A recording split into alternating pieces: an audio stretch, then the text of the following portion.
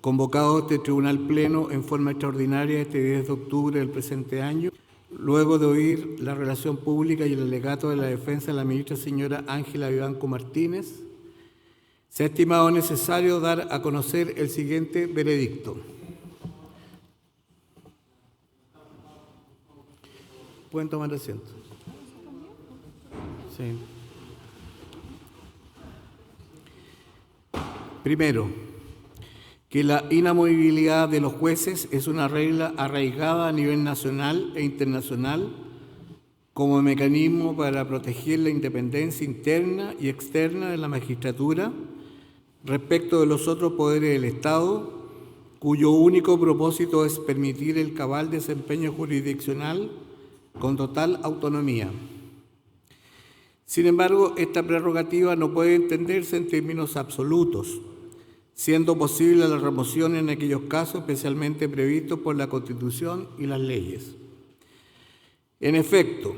el artículo 80 de la Constitución Política de la República recoge el principio de inamovilidad judicial y a su vez permite que la Corte Suprema pueda declarar que un juez no ha tenido buen comportamiento, ya sea por requerimiento del Presidente de la República, a solicitud de parte interesada o de oficio, y previo informe del inculpado, acordar su remoción por la mayoría del total de sus componentes. Segundo, que esta Corte estimó necesario hacer uso de la facultad constitucional antes mencionada respecto de la ministra señora Ángela Vivanco Martínez, luego de haber tomado conocimiento de hechos de tal gravedad que de establecerse como cierto revelarían un mal comportamiento que afecta a los principios de independencia, imparcialidad, probidad, integridad y transparencia que gobierna a la magistratura, e inició un cuaderno de remoción el pasado día 9 de septiembre. Tercero,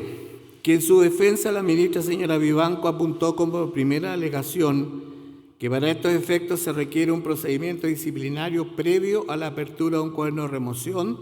de conformidad con el Acta 108/2020. Sobre este punto es necesario precisar que dicha acta no se aplica en la especie, toda vez que este cuaderno tuvo como sustento el artículo 80 de la Constitución Política de la República. Esta misma postura jurídica fue sostenida por la propia ministra señora Vivanco en el caso al que alude en su informe, lo que no prosperó, pues ya se había iniciado el procedimiento disciplinario respecto de los investigados, de manera que su alegación en esta sede contradice sus propios actos. En tal sentido, la prescripción invocada por la defensa sobre la base del acta mencionada tampoco resulta aplicable. Cuarto, que seguidamente la defensa orientó sus alegaciones hacia supuestas transgresiones al debido proceso y al derecho a la defensa, apoyándose en una presunta falta de conocimiento de los antecedentes sobre los cuales se basan las imputaciones formuladas en su contra y en la existencia de prueba ilícita. En cuanto a la falta de conocimiento de los antecedentes del cuaderno de remoción, esta alegación será desestimada, ya que la defensa ha tenido pleno acceso al contenido de este expediente. Distinto es el tratamiento de aquellos que se vinculan con la Comisión de Ética, pues por la expresa reserva que sobre ellos prevé el artículo 20 del Acta 262/2007 sobre principios de ética judicial y comisión de ética, estos solo obran en el cuaderno de la referida comisión.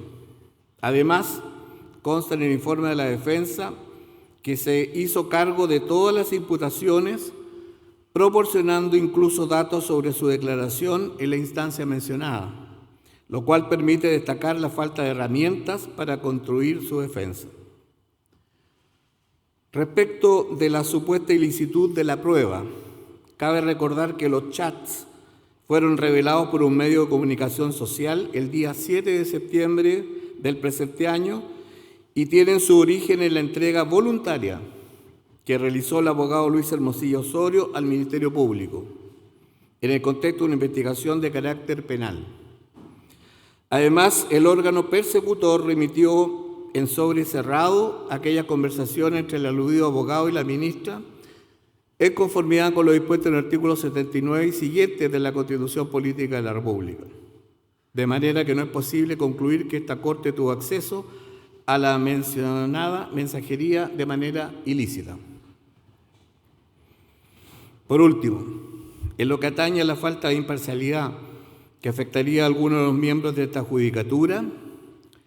la recusación amistosa alegada por la defensa fue desestimada al inicio de la presente audiencia por las razones que fueron expresadas en la resolución respectiva y comunicada a la defensa. Con todo, sobre este punto en particular es preciso señalar que el artículo 21 del Acta 262-2007 expresamente dispone que, abro comillas,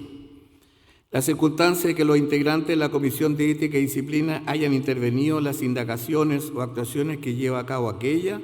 o que concurran en el informe que fuere pertinente, no los inhabilitará para pronunciarse sobre la materia como miembros del Tribunal Pleno. Cierro comillas. Por otra parte, la eventual concurrencia de algunos ministros o ministras en decisiones de carácter jurisdiccional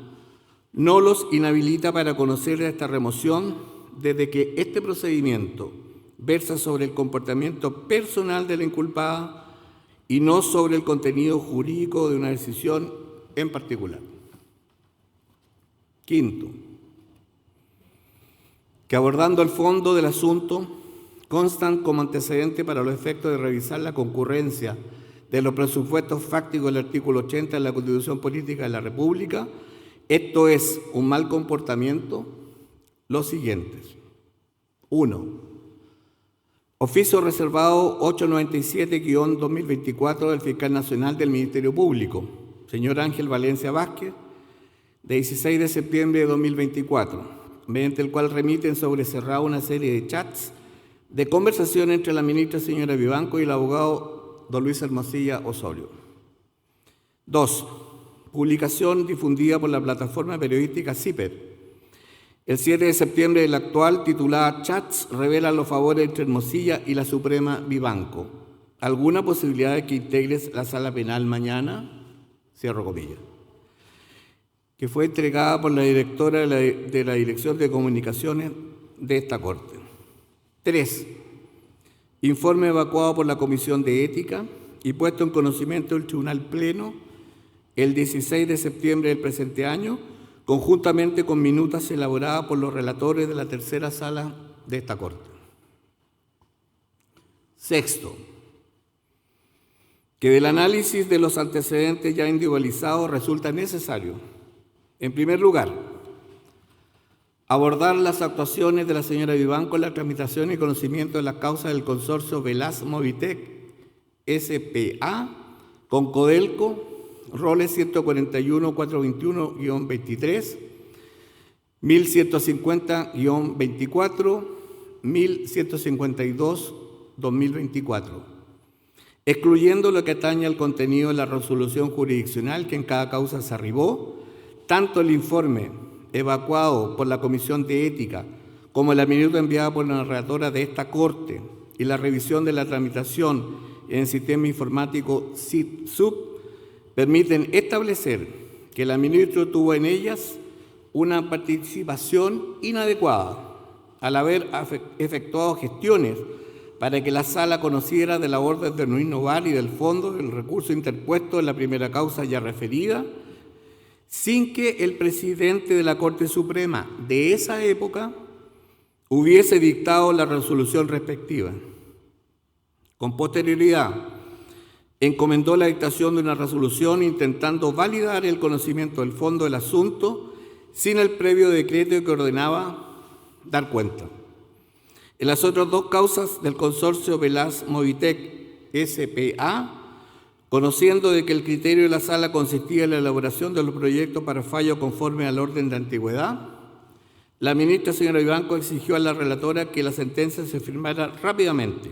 no obstante existir otras causas más antiguas que resolver. Las restantes minutas dan cuenta del mismo patrón de comportamiento, esto es, aprovechar la circunstancia de encontrarse como presidenta de la tercera sala para ordenar el conocimiento en cuenta de ciertas causas que no versaban sobre materias urgentes, como lo es el derecho a la vida o la salud de las personas, y que por la fecha de su ingreso aún deben esperar su turno para ser vistas. Así ocurrió en los roles 105-065-23, 242-258-23. Más grave aún, del examen de los antecedentes fue posible establecer que en la causa 251-511-23, la ministra impartió instrucciones directas en la tramitación de la causa, destacando la resolución que firmó en tal calidad el 19 de febrero de 2024, que dispuso rijan los autos en relación, encontrándose pendiente un incidente de implicancia que le afectaba. Lo anterior permite dar validez a la minuta del relator, en cuanto a que la ministra participó activamente en la tramitación de esta causa, ordenando dictar providencias cuando no integraba y participando en la resolución del mencionado incidente de implicancia.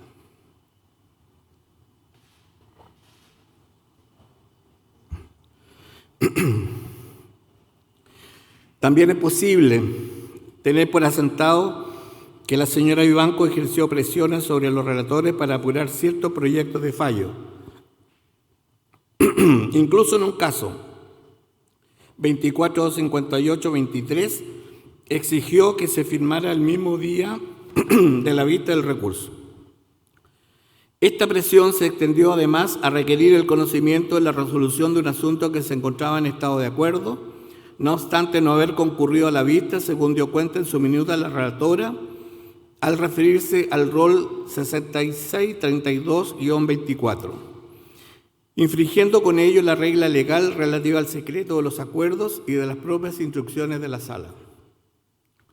Lo expuesto permite entonces dar por establecido estos puntos del presente cuaderno de remoción, pues el comportamiento desplegado por la ministra revela irregularidades en la tramitación de causas a través de presiones indebidas ejercidas sobre funcionarios de categoría inferior del escalafón primario, excediendo con su conducta el desempeño ministerial que le corresponde en su calidad de juez. Séptimo, que respecto a la injerencia de la señora Vivanco Martínez en distintos nombramientos de cargos vacantes, en el caso del último proceso de designación para fiscal nacional del Ministerio Público, una vez revelada la existencia de ciertos chats en que su pareja participaba de gestiones para que el postulante señor Carlos Palma se desistiera en favor de otro candidato a cambio de un doctorado y futuro cargo de una Fiscalía Regional de Santiago, realizó diligencias personales y directas ante el fiscal nacional,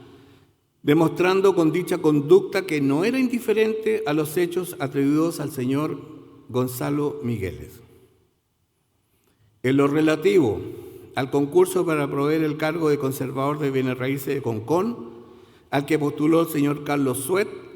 la ministra reconoció en su informe la existencia de conversaciones con algunos ministros de la Corte de Apelaciones de Valparaíso, respecto a los cuales es su superior jerárquico, en las que a ella se le consultaba por quienes podrían votar, lo que resulta carente de plausibilidad. Por otra parte, las comunicaciones de que dan cuenta los chats remitidos por el Ministerio Público revelan una intención de intervenir en concursos para cargo de este máximo tribunal, gestionando llamadas y reuniones en apoyo y también en contra de ciertos candidatos, con la finalidad de obtener, según sus dichos, el take-over, toma de control de la tercera sala. Lo expuesto da cuenta de un patrón de conducta que se aleja del buen comportamiento exigible para un ministro de la Corte Suprema de Justicia, al intentar conformar redes de influencia, proceder incompatible con el cargo. Octavo, que en cuanto a su disposición para alterar la integración de una sala de esta Corte, para conocer de una causa específica a requerimiento de un abogado de la plaza, a efectuar recomendaciones procesales y a entregar información concerniente a causa en tramitación, especialmente una relativa a Carabineros de Chile y Fuerzas Armadas, La ministra, en su informe, no desconoce el tenor de los charlas sostenidos con el abogado Luis Hermosilla Osorio, a los que ya se ha hecho referencia. Si bien califica la respuesta entregada al señalado abogado para integrar la segunda sala como una simple conversación que no produjo efecto jurídico, el nivel de confianza de sus comunicaciones y el tenor de sus respuestas se apartan del comportamiento propio de la magistratura y de los principios de independencia e imparcialidad que le informan. Las restantes comunicaciones sobre causas en tramitación o fallos pronunciados por este tribunal tampoco pueden ser calificados de simples conversaciones entre profesionales del derecho y o académicos, como sostiene en su informe, ya que una vez que la señora Vivanco asumió en calidad de ministra, la condición de tal debió ser el eje central conforme al cual conducir su comportamiento, evitando aludir o dar opiniones de carácter jurídico en ciertas materias a abogados del foro,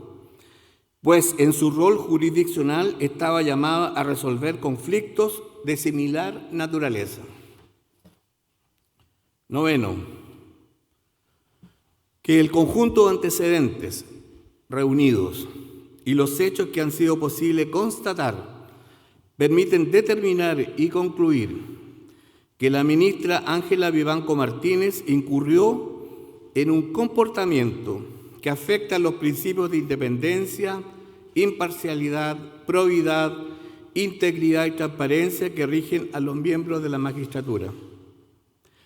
y que desde luego priman sobre su derecho a la inamovilidad al haber comprometido gravemente con su mal comportamiento los cimientos del Estado de Derecho. Y de conformidad con lo dispuesto en el artículo 80 de la Constitución Política de la República, se declara por unanimidad que la señora Ángela Vivanco Martínez no ha tenido un buen comportamiento en el ejercicio de sus funciones y en consecuencia se acuerda la remoción de su cargo como ministra de esta Corte Suprema de Justicia. El texto íntegro de la sentencia será dado a conocer con posterioridad. Muchas gracias.